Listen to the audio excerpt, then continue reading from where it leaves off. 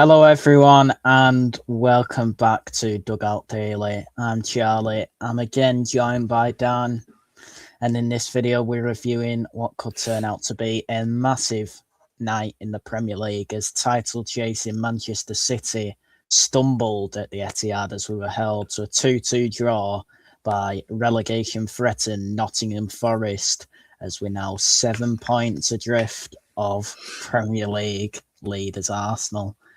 Apart from the result, Dan, how are you, mate? Oh, absolutely fantastic, mate. I've had a wonderful evening. Don't know about you, but yeah, fantastic. Yeah, I might just give up on football for a couple of days, to be honest. Yeah.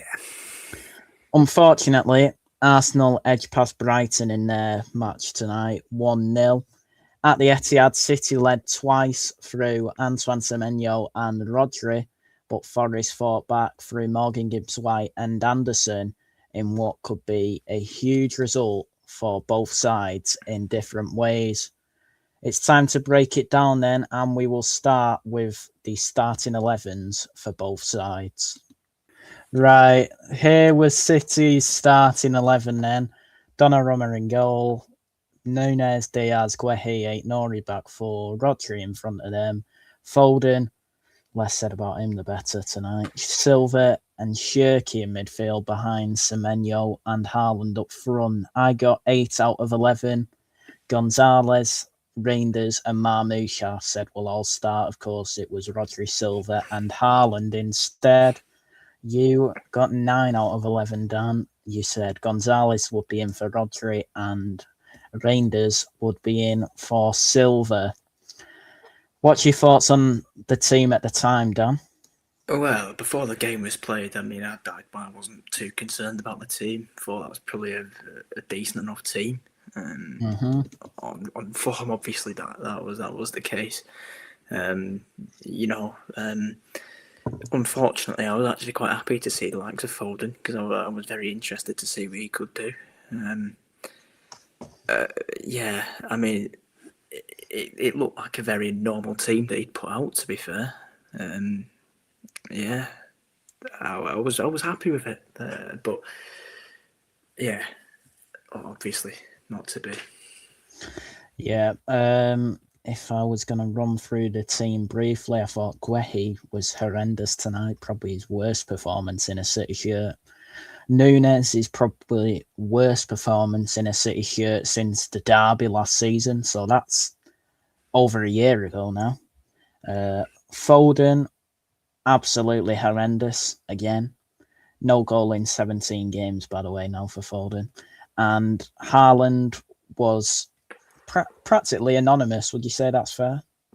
Yeah, I completely agree with everything that you've just said. I think if you want to deep dive more on certain players here, I think Foden is definitely the one that's going to take the brunt of it for me.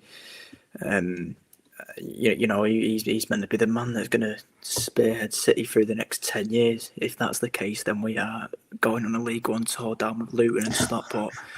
Because he wouldn't look out of place at Stockport at the minute. He is quite honestly one of the worst versions of players I've ever seen. I think even a 17-year-old Foden who was coming through was better than this, and I think he's definitely being a passenger lately. The second that De Bruyne, David Silva, Gundogan, etc. have gone, I think he's really proven that he doesn't have the guts, he doesn't have the balls to come up and be able to grab a game by the neck anymore, which is sad to see. I think Haaland, I don't know what's going on with him, but he invisible. I don't actually recall him touching the ball, but that horrendous penalty shout, I think the only player that can really hold their head up after tonight. I mean, I was a fan of Diaz. Thought he was all right, and Cherky again was brilliant. I think Bernardo Silva was fairly anonymous. I think Rodri looked a bit lost. I think apart from that, I think it was just shocking. Everything was shocking tonight and below par. Yeah, looking back on Foden, of course, he's probably playing for a contract at the minute. It expires at the end of next season. He's got 13 goals and 6 assists in 42 games this season. Compare that to how much was Shirky? 35 million, something like that. He's got 40 games, 10 goals, 11 assists. New signing, only 22 as well. Foden should be probably our second main attacking threat behind Haaland, and that's not the case at the minute. We may as well do man of the match now. I've given it to Shirky. If very below par City performance, he was probably the only one who was trying things. Semenyo got another goal as well, which is a positive for him. We'll have another look at him soon. Who was your man of the match, Dan? My man of the match tonight was James French, the set piece coach.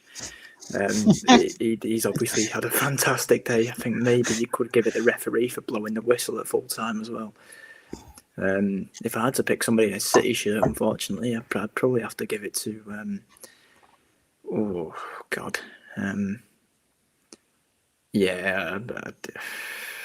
You're clutching at straws, aren't you? No, I'm not going to give a man of the match out tonight. That was horrendous. Yeah, fair enough. Yeah, Shirky got it very. I'm not sure what the right word is. Best of a very bad bunch. I'll say that. We'll move to Forest starting 11 then. Sportsmole's got 8 out of 11 and actually got the wrong formation as well, unfortunately. They said they'd play a 4-2-3-1. It was a 5-3-2 in the end. They said Lucanets would play. Nico Williams did in fact play. Dan Ndoye didn't play, who they said would. He was out for Cunha, who is a centre-back for a winger there. And Hudson-Odoi also didn't play, another winger, out for Dominguez. What was your thoughts on Forest team, Dan? Yeah, bang average. Yeah. Well, on paper, obviously. I mean, they were very hard to break down, to be fair to them. They stuck to the shape very well. They didn't exactly give us a sniff. I mean, I didn't exactly think City gave ourselves the best chance. I think, that was a big part of it. But, you've got to give them credit where it is due. They stuck to a plan and they came away with a point. So, yeah, I mean, fair play to them. Judging by their fans, and their reactions after it, I hope they enjoy their title fight because they're obviously well and truly in that race at the minute. Yeah, honestly, some of the reactions by them coming out of the ground was very, very fascinating, considering that they're fighting with Spurs and Burnley, Fulham, etc. That is a good point for them, obviously, and probably deserved. Yeah. To be honest, I said after the game we didn't deserve anything from that. So a point is a slight positive. How depressing is that to say, by the way? Forest sat deep early and let City dominate possession, but not creating huge threats initially. City, as the only real shot we had before our goal was Semenyo, who hit the side netting. The first goal was in the 31st minute as Ryan Shirky dinked a beautiful cross and Antoine Semenyo volleyed it home for his 7th goal since joining City in January in 12 games, that is. What was your thoughts on that goal, Dan? It was a brilliant goal. I mean, brilliant to see Antoine obviously getting another goal. What a signing he's been. I think I said it straight after the goal. He's been fantastic. In other words, though, I think we have almost been starved of wingers who can score goals. Yeah. For the last 3 years, I think he's obviously putting up numbers that I'm by no means comparing them at all because one's a totally different player in terms of level. But the last player to be putting up these sort of numbers from the wing at City was Mahrez. Obviously, Semenyo is nowhere near Mahrez's quality, but I mean, I think he adds something different for us up front. He can play as that second striker as he has done. He's physical. He can finish as well, which is a big thing. And without him, we'd probably be somewhere in this Champions League fight with the odd mob over the road and whatnot. So, yeah, credit to Semenyo. He's coming and he's been a massive signing for us. Yeah, if you're going to compare him to another winger, I don't want to use him as a scapegoat, but Savinho has got a grand total of of one Premier League goal in his career, and he's got one Champions League goal as well. That is in 29 appearances last season in the Premier League, 16 this season. He's also had 9 appearances in the Champions League last season, 1 goal, 6 in the Champions League this season, a grand total of 0 goals. Tells you everything, really. Forest had chances on the counter as Gibbs White's team effort was saved by Donnarumma, and then Igor Jesus' swerving shot was also saved, as Bernardo Silva also had a mazy run and low shot saved by Sells early in the second half.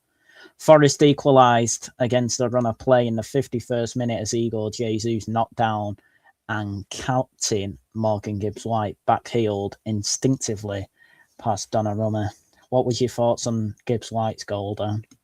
Yeah, I've had the opportunity to rewatch it back a few times after, and what I can say, look, I mean, it's a brilliant goal, I suppose. You know, with his little back heel, but my God, you know, I think I watched it from the start of that move. It came from Mr. Phil Foden. He really He gave gave the ball away. You know, and I'm not going to blame. I can't blame him for the goal, but like, come on, mate, you're a professional footballer on 350 grand a week fighting for an England place at a World Cup. You know, you can't have the control of you can't have the first touch of an elephant in that situation, which he did. And then I think, you know, there was no organisation in the back line for City on their break, and that's where they really hit us hard. There was no, you know, structure to anything. I think at one point for that goal, there was literally a line of 3 players. All over the place, and I think, you know, I think I watched Nunes. I think Nunes was on the job of marking Igor Jesus, is it? And, he's just jogging round, jog back. He was off him. He gave him space, and that obviously gave him that time. I think Rodri and was it Mark Guehi were involved in marking Gibbs White, and none of them really. But, you know, they didn't see the ball, they didn't do anything. You know, they just sort of shielded around it, and ultimately just blocked Donnarumma's view. And you know, but there was nothing much he could do. He was poor, yeah, and probably should be saving it. But I can't imagine 2 6-foot+ players dancing round in front of you are going to be doing much to help you. And really poor goal, really cheap. Again, you just can't be conceding goals like that, and that's been the story of the season, I think, at times. And it's cost us once again. Yeah, and then Rodri rolls highest to head in from Aït-Nouri's corner to restore the lead in the 62nd minute. Felt like the first goal he scored from a corner in forever, since before Christmas, definitely. We went on a bit of a run scoring from corners before Christmas, of course. City have notoriously been absolutely garbage from corners. What was your thoughts on that one, Dan? Yeah, I mean, it was a massive goal, and I thought this was the one. I thought realistically, you know, it's brilliant to score from a corner. Obviously, as you said, you know, we're sort of back to where we were. You know, we went back into the dark times of City's corners. From the part to see it, another one, you know, is a massive moment. I thought the reaction to that first goal was pretty good. You know, we kept the pressure on, we kept it in their half, etc. And I really thought that, you know, we'll get that goal and we wouldn't take the foot off the gas this time, and we'd go and bury it, you know, when we'd finish the game, which any other team that wants to win things would. But look, as I said at the very start, credit to James French, my man of the match. He's done a fantastic job on that, obviously. Don't know what the rest of them have done, but, you know, you've got to give the man his flowers. And, brilliant goal for us. Yeah, and then Elliot Anderson curled in from 25 yards into the bottom corner. He had about 20 minutes to pick out his spot with the assist from Callum Hudson-Odoi for that one. What was your thoughts on that one, Dan? Yeah, it's shocking. Absolutely shocking. I think everything about it, you know, And it really worries me about this team. And we've not seen it for a while, really, since the start of 2026.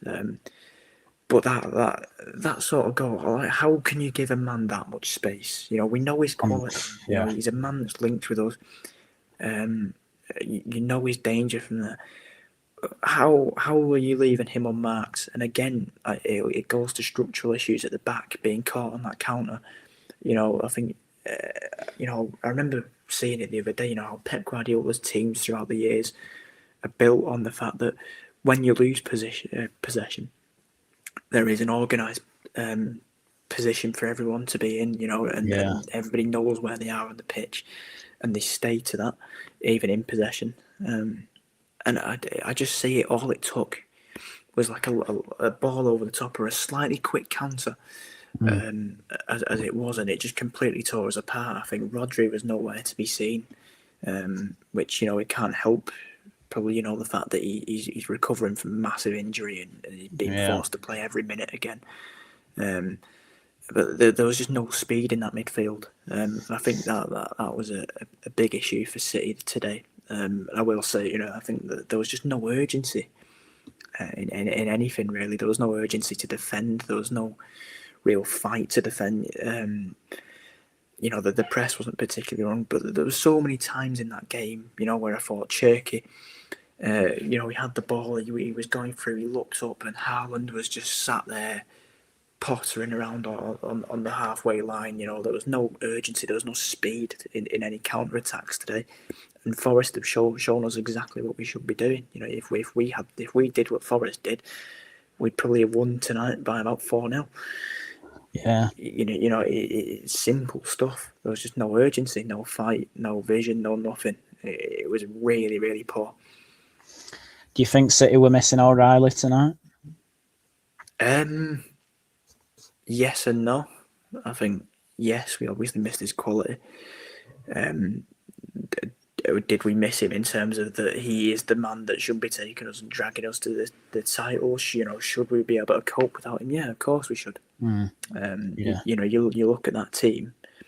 That team at the Etihad should theoretically be able to still beat anyone. Yeah.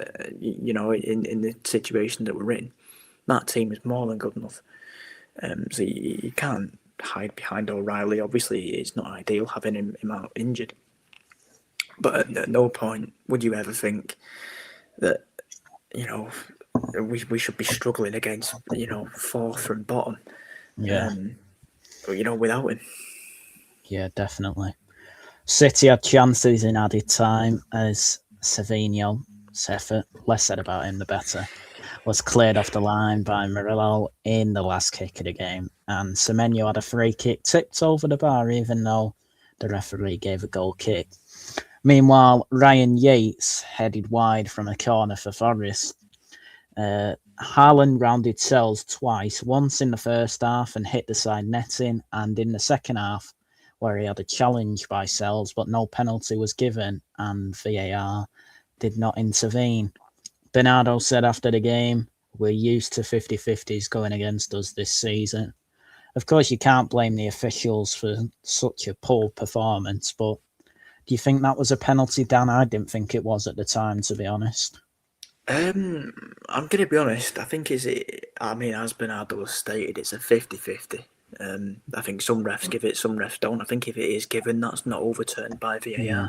It's one of them. I think the reason it wasn't given, which I agree with, was the fact that the ball was too far out of line. He kicked it too far or whatever. I mean, look, the exact same decision went our way at Anfield a couple of weeks ago, and that could have been used. So, yeah, the officials tonight were poor. I think, but then again, they've been poor every game for the last however many games. What is it, game week 29 or something? So they've been poor for 29 games so far. And that's one thing that you've got to, really live with, that you are, you're not going to get any 50-50s. And that should be our mentality going into games, especially when the Premier League have come out and openly admitted that they want new teams to win the league. You can't blame them. the writing has been on the wall for a very long time for City, and you've just got to be able to deal with it. And obviously we didn't, and I'm glad he didn't come out and openly blame the officials, because that had really annoyed me. If any of the players or Pep had come out and blamed the officials, you really can't. But in another sense, I think Premier League officials, supposed to be one of the best leagues in the world, isn't it? And you can't have referees that are that bad that they can't see when a player has saved the ball and openly tipped it over the bar, or I think there was a few where just a few random corner shouts and stuff like that. I think Haaland, when he rounded Sells in the first half, I think Sells saved that or something like that. It's just it's very poor officiating, but that's no excuse for us. Yeah, there was also I know this is from the game at the weekend, but Leeds put a cross in at some point in the first half. Of course, from the away end, you see him right across the box. Quite clearly took a nick off Nunes, and throwing went our way, of course. Sometimes it goes your way, sometimes it doesn't. Tonight, maybe it was one of those nights, of course. It's not an excuse, though.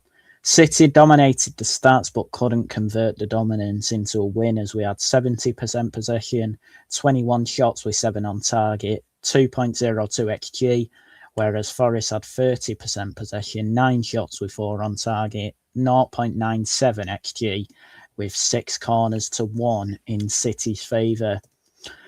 This feels a priceless points dropped. We're now unbeaten in 10 games, but this feels critical, I think. Polymarket are giving us an 18% chance of winning the title from here. Do you think that's fair, Dan? It can be. I think the title's no longer in our hands in that case.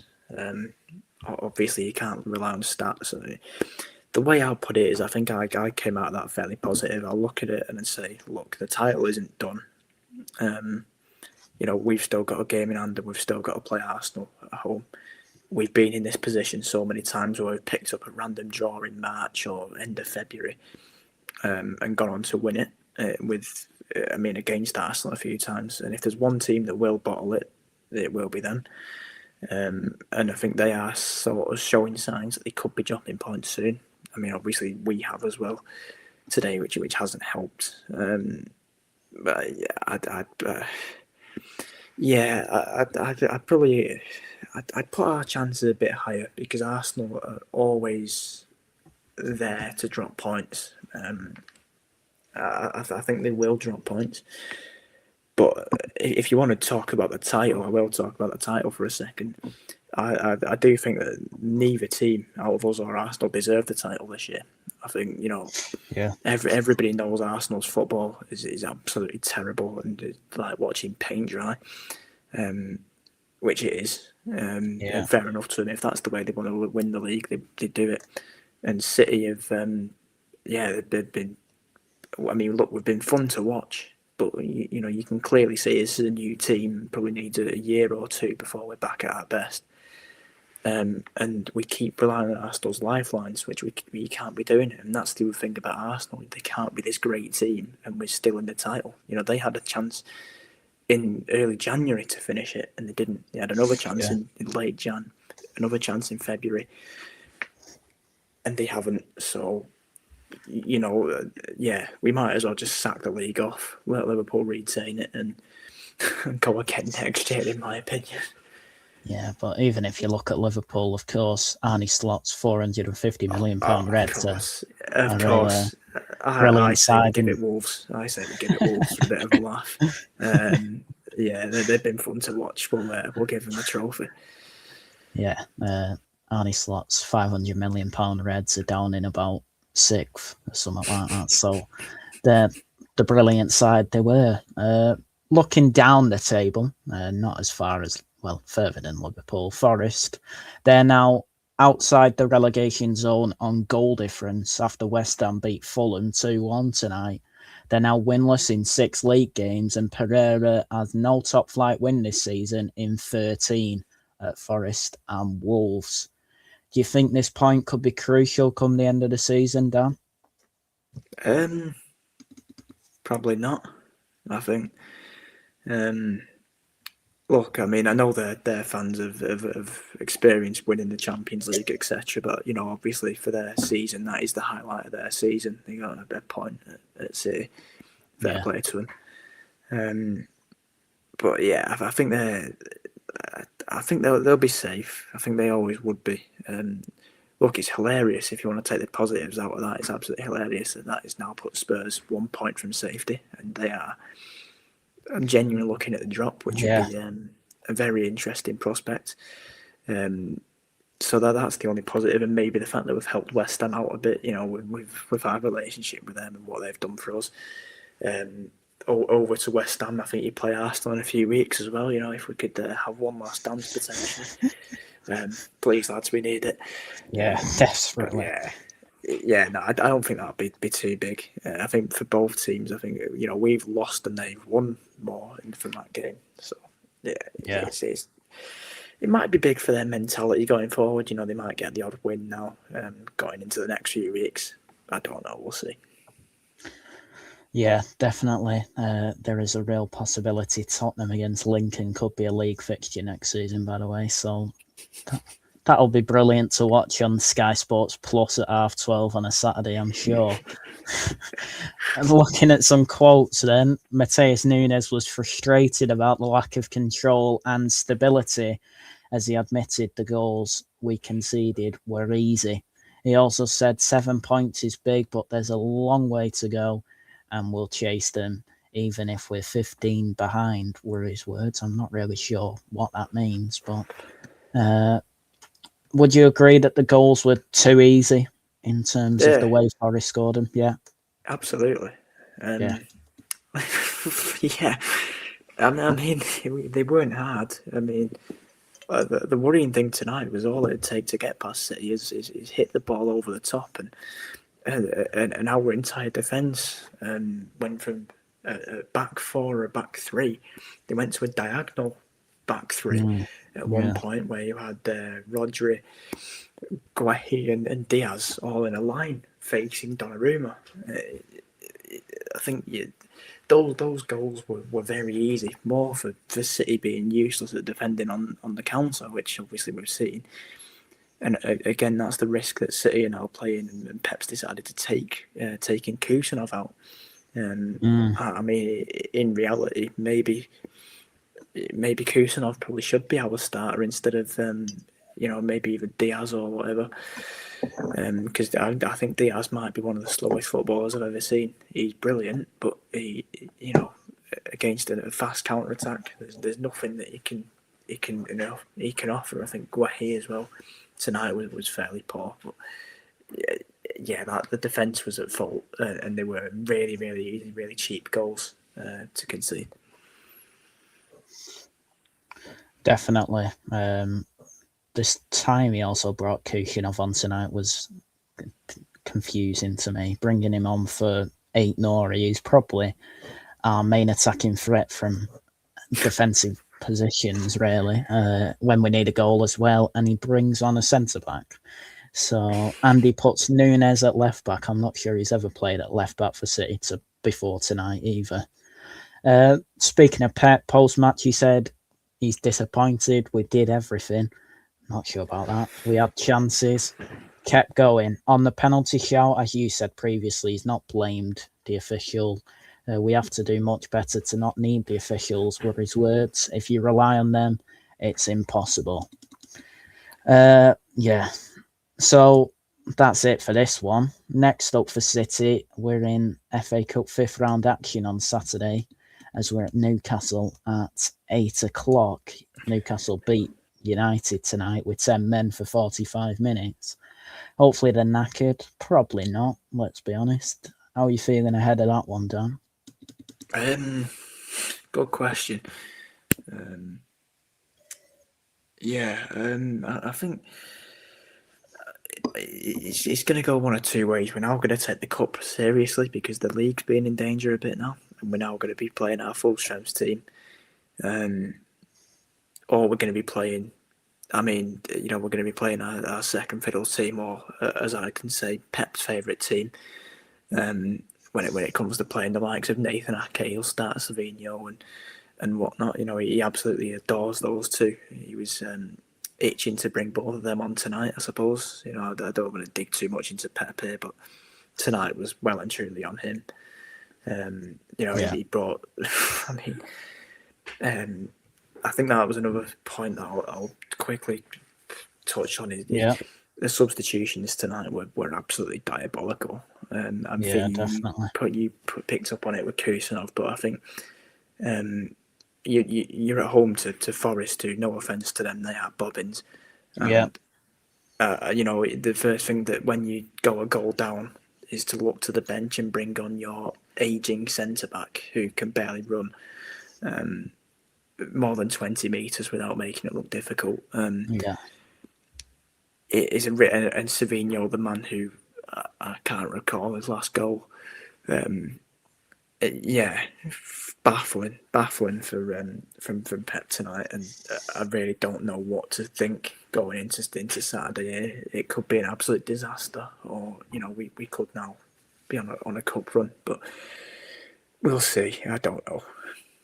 Yeah, I'm also not sure where this leaves Marmoush when we need a goal. We've got a £60 million striker on the bench, and he stays on the bench for a man who hasn't scored in the Premier League all season. Yeah, I think it's his love. Sorry, I just think it's his love for Savino.